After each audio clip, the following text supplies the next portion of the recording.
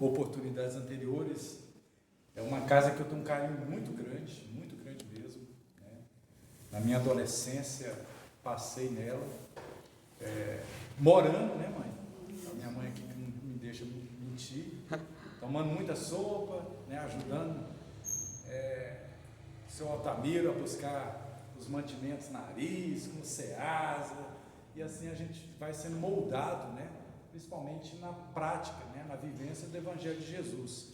Que a teoria, às vezes a gente fica craque, né, até decora. Qual que é o... Se vocês me perguntarem se eu sei capítulo 16, 17, eu vou confundir, porque não me prendo a esse tipo de decoreba. Mas fala da lição que fala sobre, né, os bens materiais em relação aos bens espirituais, aí eu vou saber que não se deve servir a Deus e a Mamon. Mas tem gente que tem uma memória de elefante, mas se não vier associado à prática daquilo que está internalizando, que está aprendendo, fica uma letra morta, né, como está nas Escrituras.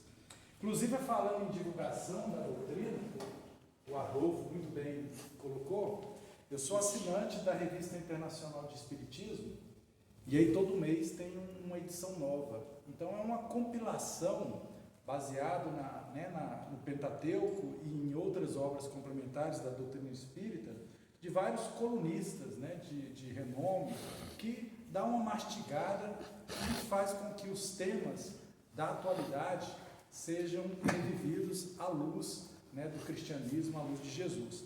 Então aqui são exemplares que ao final vocês podem ficar à vontade aí. Aquela capa, né, o tema que mais chamar a atenção dos corações, levem para casa. Bom, o tema de hoje, como Adolfo comentou, é um tema que, à primeira vista, parece que está longe da gente, porque vai falar o emprego da fortuna, da riqueza. Aí vocês falam, todo mundo aqui é pobre, né? Que riqueza, que fortuna é essa, né? Quem falou? Ainda mais a gente comparando com, né, os grandes jogadores de hoje em dia que estão indo tudo para as Arábias, né, onde ganham por dia milhões por dia. A gente pensa que não é para o nosso, esses esclarecimentos não é para nós. Mas na verdade, aqui está falando dos nossos talentos. Assim como na parábola que vocês ouviram nas palestras anteriores, a cada um segundo a necessidade. Uns vão receber 1 talento, outros 2, outros 5, outros 10, outros 100. E aquilo que for concebido por Deus, a cada um de nós, a gente tem que fazer o quê? Multiplicar. E a gente multiplica como? Dividindo. Estranho, né? Mas é isso. A regra da caridade é isso, é a gente compartilhar, é a gente dividir.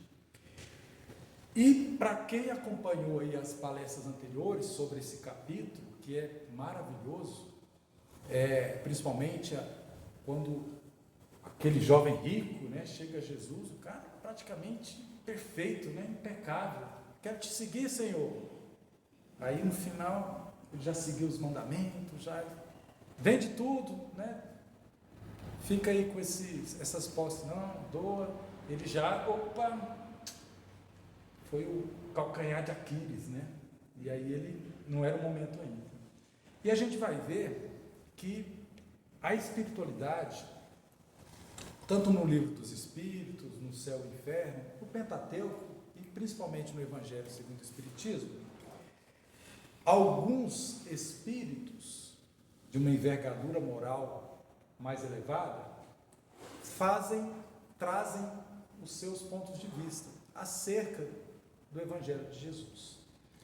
E o item que nós vamos falar hoje, que é o emprego da riqueza, da fortuna, são 3 itens. O item de número 11, de número 12 e de número 13. Cada um desses itens foi uma dessas entidades que traz um relato, o seu ponto de vista. O que é comum neles? O primeiro, a entidade chama Chevreuse, foi lá na França, em Bordeaux, em 1861. O outro, ele não dá um nome, né? Ele se intitula um espírito protetor, ele é lá da Cracóvia, então na Polônia. também em 1861. E o último é o Fênelon, é na Argélia, lá em Alger, que é a capital lá, em 1860. E o que eles têm em comum nessas mensagens? Puxão de orelha. Então, eles vêm para falar, parem de dar muita importância, ou uma importância acima do que é merecida aos bens materiais, aos bens terrenos. Então, o que eles trazem nessas mensagens não é só para os ricos, os milionários, os bilionários, é para todos nós encarnados que estamos no mundo, porém não somos do mundo. Nós somos o quê? Espíritos numa jornada, numa experiência terrena, e para a qual aquilo que ultrapassa, extrapola as nossas necessidades físicas, para que a gente ir para os excessos? Então, a mensagem que essas entidades trazem na noite de hoje, que a gente vai recordar aqui do Evangelho, é justamente para relembrar que a nossa jornada ela é eterna, nossa caminhada evolutiva, ela é além dessa existência presente. E aí, a gente não pode viver aqui na matéria achando que é o nosso último momento. E para isso, agora eu vou desfrutar de tudo que a vida tem. A gente não faz esse tipo de coisa? Quando a gente quer, né? Sextou. Muitos aí vão falar, esse final de semana eu vou fazer o quê? Vou beber todas, eu vou comer mesmo meu torresminho, minha gordurinha, eu vou abusar, porque é como se de segunda a sexta a gente seguisse uma jornada de santo, né? Santificado, e o final de semana fosse possível relaxar e botar tudo a perder, né? A semana anterior. E aí a lição ela vai trazer justamente isso. Olha como ele começa. Primeiro é o Espírito Cheveros. Não podeis servir a Deus e a Mamon. Retende bem isto. Então o que ele está falando é que aquilo que é espiritual, que é divino, que é imortal, que é eterno,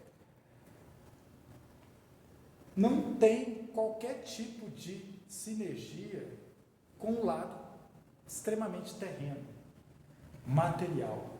Porque, pela ótica da reencarnação, pela lei de causa e efeito, a gente já teve experiências passadas, estamos tendo essa agora e teremos tantas outras.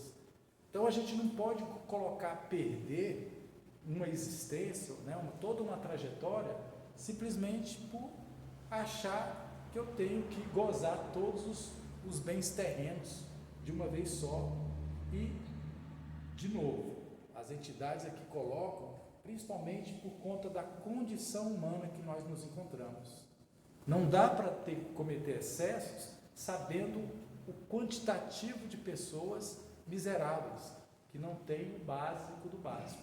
Vocês devem ter observado nas palestras anteriores, que são compromissos coletivos, expiações, e aí a gente tem que passar, às vezes, por perrengues nessa atual existência, a fim de lapidar o nosso espírito. Todavia, cabe aos fortes, aos que têm, aos que, por algum motivo, pelo trabalho, por herança, têm um pouco a mais, saber compartilhar com os necessitados. Essa é a chave. E aí a gente está numa sociedade que, se a gente se prender ao que passa na televisão, e aí eu sou de uma geração que não tinha essas coisas desses, principalmente pela internet, no que dava para ver eram as propagandas, né? Ligue já, e colocava um produto bacana, as pessoas felizes, ou seja, a felicidade estava condicionada ao quê? Consumo. Ao consumo. Eu preciso ter um carro para ser alguém na sociedade. Eu preciso ter uma casa. Minha casa tem que ser maior do que o vizinho. Porque isso é prosperidade. Acho que a gente foi enganado muito tempo com o conceito de felicidade verdadeiro, de prosperidade. E aí, nessa ânsia de só vai dar certo se eu tiver um bom emprego, um bom salário, bens materiais, esbanjando, e aí é onde a gente acaba se perdendo. E hoje nós estamos num momento das mídias digitais que, por que eles chamam de algoritmo, né, da computação, a máquina, o computador vai aprendendo nossos hábitos e gostos. Então um dia lá a gente está lá, fuçando lá, apareceu lá um edredom, né, com os fios de seda, tal, mas você passou para outro. Possivelmente, no outro dia, qual que vai vir as propagandas? Vocês vão estar vendo outras coisas, música, lá no YouTube, o que vai aparecer a propaganda? Do edredom. Então, opa, está me chamando. Você vai perder essa oportunidade? Então, há uma busca, e aí existem, dentro do marketing, da comunicação digital, algumas estratégias justamente para pegar a gente pela boca, pelo bolso, né? Por essa necessidade de ter. E 90%, estatística isso, de estudos, 90% do que compramos não precisava. Vai no impulso, né? Ainda mais se tiver escrito promoção, aí não tem como, a gente parece que fica preso aqui. E isso vale para os bens de luxo também, né? Os carros hoje estão cada dia mais tecnológico, e quando a gente adquire um veículo desse, a gente vai ver que se aplicasse a gente não usa 10% do que, né, essa tecnologia oferece. A gente vê isso pelos smartphones, pelos celulares, mas a gente tem, é a última versão. Então o que os Espíritos estão trazendo aqui é esse excesso. E aí quando ele fala de emprego da fortuna, que tem que ficar bem claro, Deus não é contra a gente ter posse, ter bens materiais, usufruir, até um pouco de excesso. Mas, na medida que no meu entorno eu estou sabendo de necessidades, de vulnerabilidades, principalmente sociais, e eu fico indiferente, aí é que a lição está batendo bem forte. Ela está pegando, e aí conta aquela passagem, né, do Evangelho, que muito rico o senhor fez a plantação dele e, nossa senhora, a colheita vai ser recorde. Eu não consigo nem onde colocar. E aí ele ficou assim, mas eu preciso, é meu, eu trabalhei arduamente para isso. E aí ele destrói os filhos deles, né? E os celeiros, e faz maiores, para ele depois curtir a vida.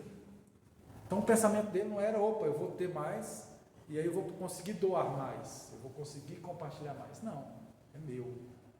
Então é esse tipo de pensamento, e aí na história, né, lá em Lucas, coloca que naquela mesma noite, Deus falou assim, vem aqui para o plano espiritual, vamos rever seu planejamento reencarnatório. Quando você veio com ou a expiação ou provação da riqueza, o intuito era você fazer progredir aquela comunidade que você estava inserido, melhorar a vida, não era ficar com, né, aquelas sovinas, né, aquelas pessoas assim que na avareza atropela tudo, inclusive a família, os filhos. Quantas histórias a gente vê aí de heranças, né, que o pai, a mãe deixa e de repente, por conta de meio lote, 3 vacas, irmãos se matam, né, entram na justiça, não se falam mais, e aí às vezes o patrimônio que era até considerável, ele deteriora facilmente. Por quê? Porque dentro da vaidade, da ambição, os valores da terra materiais sobrepõem os valores espirituais. E aí tem Chico Xavier, certa vez, ele, em contato, sempre que ele tinha seja encarnado ou desencarnado, ele traz uma história sobre 2 senhoras muito ricas, russas. E aí lá em Moscou, eram realizados, né, no teatro lá de ópera, balés, aqueles espetáculos muito, muito bonitos e bem montados. A alta sociedade se reunia lá com certa frequência. E 2 dessas damas, né, dessas senhoras, vão assistir esse espetáculo, e era uma época de inverno.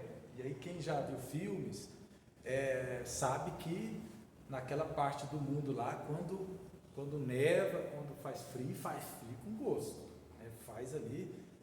E aí era essa época. Então, eles estavam com aqueles casacos chiques, né? Caríssimos, chegavam de carruagem, e aí assistiram o espetáculo, ficaram muito emocionados. E na hora de ir embora, elas se depararam com como se fosse um mendigo, uma pessoa em situação de rua, tremendo de frio, perto ali da calçada. Uma delas se apiedou daquela situação e, no impulso de caridade, retirou o casaco, e já ia a outra. Você está maluca? Caríssimo esse casaco. Pensa bem, a gente vai ajudar ele, mas ele não está precisando dele. Amanhã isso aí já está tudo sujo, imundo. Faz o seguinte, aí a outra, mas ele está com. Não, você tem razão, o que a gente faz? Então a gente volta para casa e aí a gente pede um dos empregados para voltarem aqui e trazerem cobertor. E aí o cobertor aquece eles. Aí ficaram ali uns 10 minutos nessa discussão sobre a melhor forma de ajudar. E aí isso acontece, elas voltam, retornam para os lares, e aí vão rever, reviver ali o que aconteceu no espetáculo, aquelas sensações ainda de encantamento, foram tomar um chá, porque estava muito frio. Moral da história, esqueceram daquela pessoa, daquela pessoa que estava em situação de rua, adormeceram. No outro dia que elas lembraram, mandou o empregado lá. Quando ele chegou, já estava morto, aquela pessoa em situação de rua. E aí Bezerra de Menezes conclui o diálogo com o Chico. Está vendo, Chico? Quando a caridade é motivo de muita discussão, o socorro atrasa. Isso vale para os nossos trabalhos assistenciais na casa. Tem hora que a gente quer ser muito técnico, muito racional. Não, mas a gente vai oferecer uma fruta para esse tal, aí vem a pessoa, mas se ele for diabético, será que ele pode? Uma melancia? Ele pode ter cálculo renal? E aí a gente começa a racionalizar muito o que fazer. E aí nisso, não, mas primeiro ele tem que escutar o Evangelho. Ele tem que vir para a casa espírita para merecer uma cesta básica.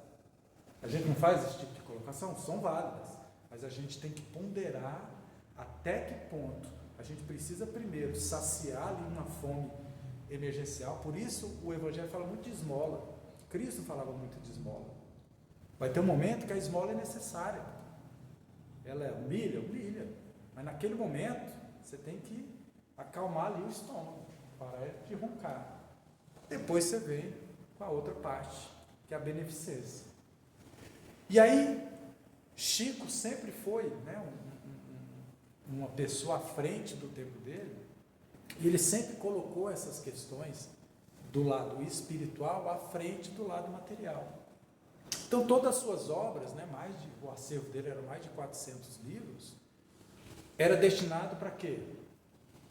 Para as obras assistenciais de caridade, seja da congregação que ele estava lá em Pedro Leopoldo, Uberaba, enfim, lá em Minas, ou nas co-irmãs. Muitos sanatórios foram abençoados com esse tipo. Então, quando essas entidades aqui falam do emprego da fortuna, é no sentido da gente, de alguma forma, auxiliar o outro. Então ele fala que, qual que é a regra para eu saber como empregar a fortuna? Aí, esse Espírito fala, amar o próximo como a si mesmo. Então, se eu me colocar no lugar do outro, eu vou entender qual que é a necessidade dele. E aí, quando a casa aqui faz o trabalho lá de levar alimento para aqueles moradores em situação lá vulnerável social. Além do ato de saciar a fome física, está ainda o lado humano, de olhar nos olhos e falar assim: irmão, irmã, estamos aqui, pode contar com a gente. Ouvir uma história, um desabafo, encaminhar às vezes por outra instituição. E aqui fala muito disso. A esmola é necessária, mas se você puder trocar a esmola por um salário, tanto que isso é belo, gente. Porque o trabalho, ele é digno. Não é aquela história de, não é só dar o peixe, mas ensinar a pescar. Então, numa sociedade mais justa, as desigualdades sociais, econômicas vão diminuir sempre. Porque a gente vai entender que o outro é a extensão de nós mesmos. Então, se eu estou... vários filmes a gente vê muito isso, né? Os grandes reis e rainhas da antiguidade, uma das formas de ostentação era aqueles banquetes fartos, né? Mas fartos mesmo, de frutas, carnes, vinho, né? Bebidas. E aí, vez ou outra, eles faziam uma graça para a população. As festas, né? E aí o pessoal, é o pão e circo, né, que a gente via. A hora que queriam dar uma acalmada na população, fazia isso. Mas o restante do ano era uma pobreza sem tamanho. Então a gente vem aos poucos tentando trabalhar essa equidade. Essa desigualdade precisa de alguma forma ser diminuída. Então o puxão de orelha aqui é o mesmo da história dos talentos. Porque o que enterra o talento, ele é chamado de quê? Além de ser infiel, preguiçoso. E trabalho é toda ocupação útil. Se eu não estou empregando um talento, e seja ele, Deus pode ter nos propiciado nessa encarnação e na nossa jornada a inteligência, e com a inteligência eu consegui um emprego melhor, e aí eu tenho um salário melhor, consegui mais coisas, mas além disso, eu estou devolvendo, né, eu estou compartilhando esse talento, eu estou multiplicando, dividindo ao mesmo tempo. Esse é o ponto, o puxão de orelha aqui que as entidades estão colocando. Então não é só para os milionários, não é só para os astros do esporte, né, os grandes empresários, os bilionários que entram na Forbes, né? Isso só alimenta o quê? O orgulho. Vários bilionários naquelas revistas, como o pensamento é só nos bens materiais, fazem falcatruas do ponto de vista contábil, de explorar a mão de obra que trabalha para eles, a fim de simplesmente entrar numa lista dos bambambãs do mundo que tem mais dinheiro. Isso é tão infantil do ponto de vista espiritual, porque a qualquer momento a desencarnação pode chegar, ou uma doença severa, e quantos a gente já viu aí, que trocaria praticamente a fortuna toda por um coração bom, né, por algum órgão aí bacana, ou por a cura de alguma doença. E aí é onde a gente vê esses freios, né, para, pera aí que você está abusando.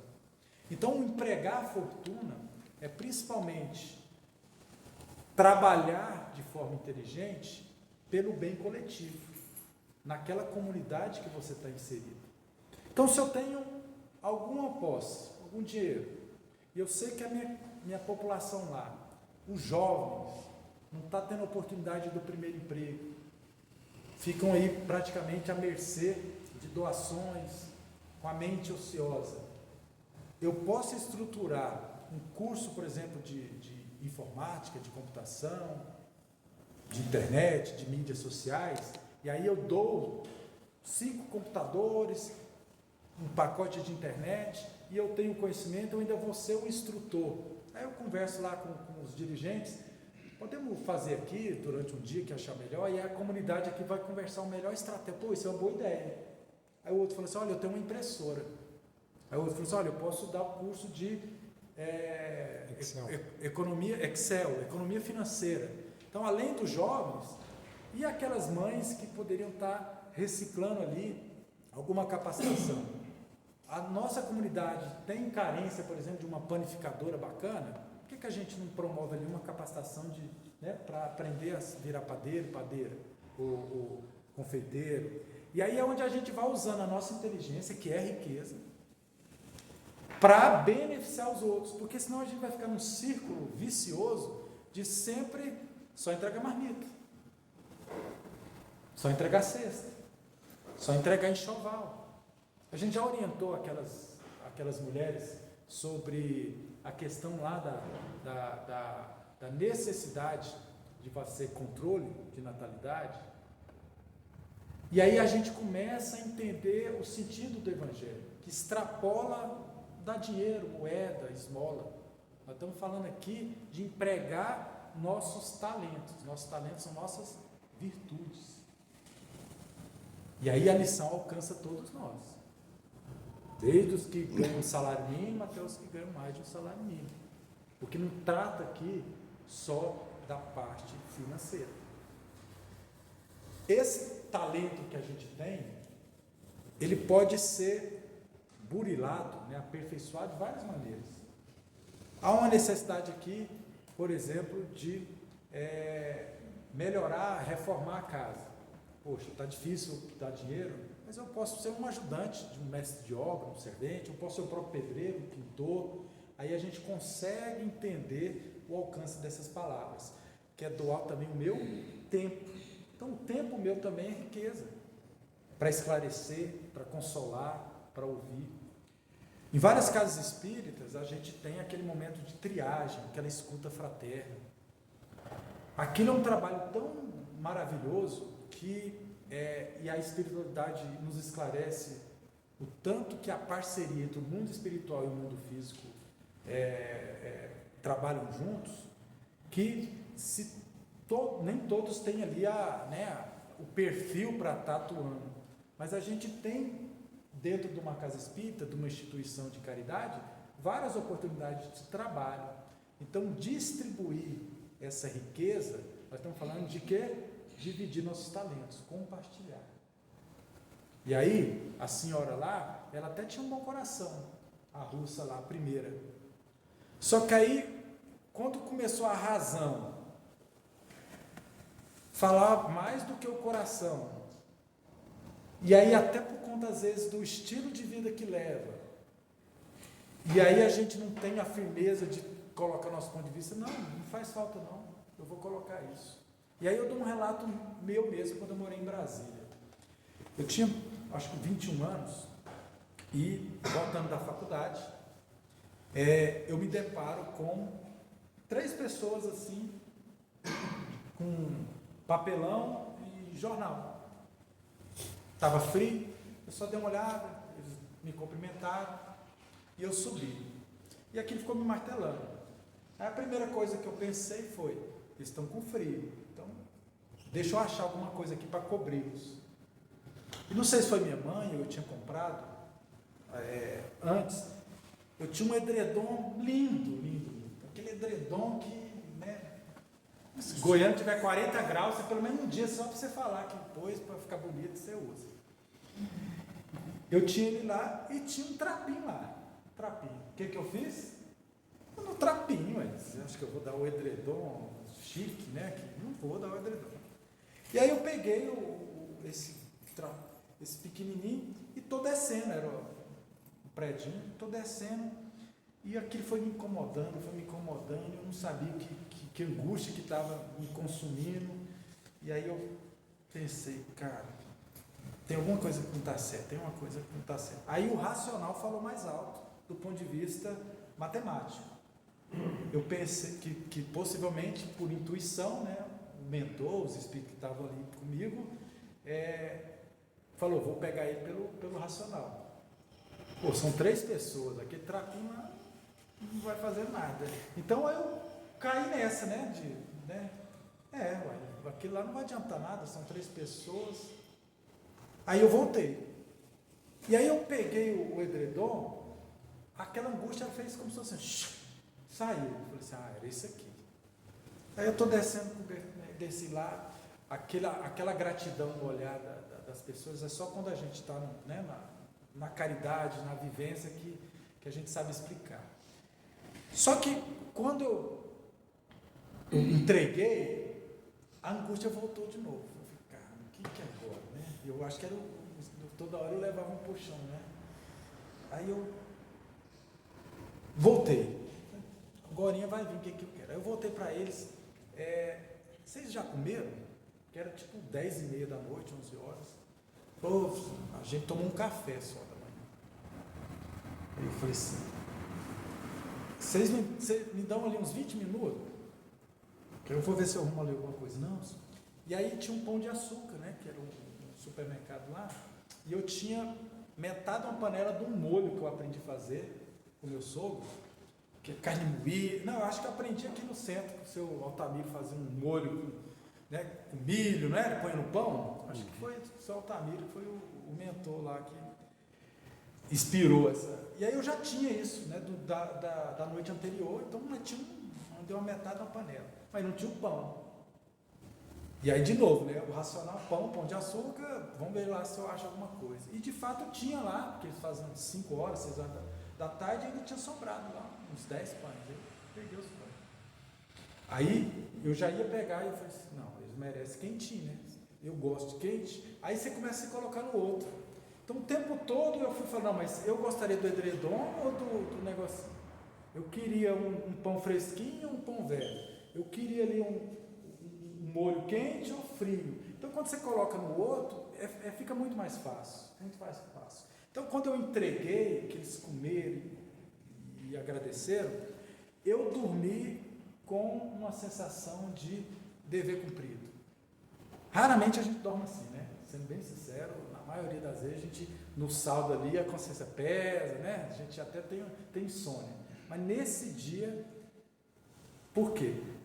Eu estava aberto, né? O campo ali, né? Da caridade. A espiritualidade, como você está aberto, atua desse ponto. E a receptividade, né? Do outro lado também, de ter ali uma conversa amistosa, foi essencial para que isso desse certo. Sempre vai ser assim? Não. Quem está aqui que trabalha nessa rota de entrega, tem hora que ele joga na comida, devolve, né, na sua cara, gosta. Por quê? Porque às vezes está alterado por condições aí de álcool, de drogas, né, a situação não é lá essas coisas. Mas na medida do possível, a gente consegue, né, deixar o racional um pouquinho de lado. A gente também tem que ter ele, porque senão a gente é facilmente enganado, né? As pessoas também se utilizam, né, como se fosse um mercantilismo ali, se passando por necessitados, e aí é onde a gente é engandelado. Mas quando a gente se coloca nesse sentido de o outro está precisando de quê? E nesse outro eu não faço distinção de classe social, de religião, aí fica mais fácil a gente atender o que a espiritualidade está pedindo para a gente. Então, quando esses 3 espíritos, a gente já está encerrando, quando esses 3 espíritos ele vem nos alertar com essa questão aí, como empregar a fortuna, resumidamente, amar o próximo como a nós mesmos, né? E tendo Deus como nosso grande Pai aí, Criador de tudo, a nossa referência. E a máxima fora da caridade numa salvação, ou seja, é uma caridade que não humilha. Tem doação de esmola, quantas vezes a gente já fez isso, né? A gente meio que só quer se livrar da pessoa que está importunando. Bate na nossa casa, e a gente se livra, dá um pacotezinho de fubá, e vai, nem olha na cara da pessoa. Em determinados momentos, a gente parece que está com a áurea mais expandida, a gente até arrisca trocar ali fazer um diálogo ali, e aí, tudo bem, como é que tá? Começa a saber sobre a vida. Então, aos poucos a gente vai entendendo como trabalhar isso. Uma situação que sempre é complicada, e final de ano é muito, muito forte isso. Muitos pedintes na rua. E aí? Está pedindo dinheiro, alimento, o que fazer? E aí tem uma entrevista do Divaldo, que ele fala que, de fato, é muito delicada essa questão. Vai depender de cada um. Só que lá na Bahia, não sei se vocês sabem, a mansão da Esperança, a mansão da da Esperança? Caminho. Mansão do Caminho é uma obra assistencial gigante, gigante mesmo, lá no centro de Salvador. E o que o Divaldo fala é que muitas famílias têm aquele ato de pedir, de mendicância, como uma profissão. Então eles se profissionalizaram nisso. Então existem mães que mal dão comida para os filhos, para eles ficarem esqueléticos, e aí alugam esse filho para um terceiro explorar. Porque aí aquela aparência raquítica, né, miserável, choca mais, e chocando pode receber mais ali doações. Então o Divaldo fala isso. Então ele evita muito isso, não que ele não dê, mas ele evita. Então como ele tem uma rede do bem, que ele consegue se comunicar rapidamente, ele direciona essas crianças, essas famílias para esses postos de atendimento. E aí ele conta que em muitos casos, que ele fala, olha, eu vou hospedar vocês numa instituição que eu coordeno, você vai tomar banho, vai trocar de roupa, vai se alimentar, vai fazer curso, a pessoa, corre, porque é um engodo, é uma enganação, mas sempre é isso. Aí a gente vai ter que apelar para o coração naquele momento e pedir a Deus a melhor orientação possível, né? Então, esse é o recado que a gente deixa. Eu abrandei aqui as palavras dos Espíritos, porque eles são bem mais duros. Ele fala assim que, coitado dos ricos, né, que esbanjam, que estão nem aí para o seu semelhante, quando desencarnam. E aí ele compara que, pela lei de causa e efeito, fatalmente, muitos deles vão passar pela experiência inversa, né, da falta de tudo, de coisas básicas. E aí ele cita que muitas pessoas que fazem de tudo, tentam trabalhar, é inteligente, mas nada dá certo, não vai. Expiação. Tem que cumprir ali, e mesmo assim, a necessidade da obediência às leis de Deus e a resignação, né, esses momentos aí que a vida, né, coloca. Então, não enterremos nosso talento, que a gente possa, dentro dos tesouros, né, que a gente tem, que são os tesouros morais, intelectual, a gente colocar aí a serviço, né, da comunidade que a gente frequenta, dos nossos filhos, né, dos nossos parentes, porque só o esclarecimento, ele diz que é uma das bênçãos, né, conhecereis a verdade e ela vos libertará. Então a gente também tem esse compromisso de compartilhar essa boa nova, né, o Consolador prometido pelo Cristo aí, e só através dos exemplos. E aí, de novo, não é pecado a gente ter os bens materiais.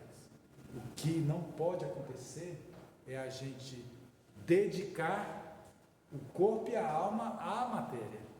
Aí é onde a gente cai nos equívocos, né, de menosprezar, de ostentar, do orgulho, e quando vê, a gente está cometendo os mesmos erros, né, de vidas pregressas. Assim seja.